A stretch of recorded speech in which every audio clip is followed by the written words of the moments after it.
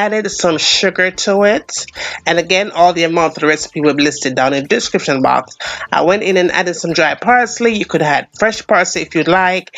Go in with a little bit of black pepper and good. Me never mention nothing here, sir, now, but me eyeball it.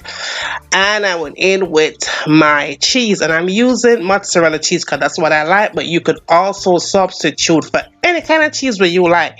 Give it a good mix.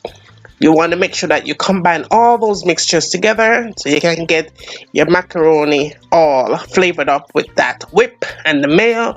Then pour in your well cooked seafood batter up in that good and give it a good mix and a good stir. Now, do not be afraid to go in and taste your thing because you want to make sure so it is flavored to your liking. I did taste mine and I decided I wanted to go in with my combo seasoning, and you could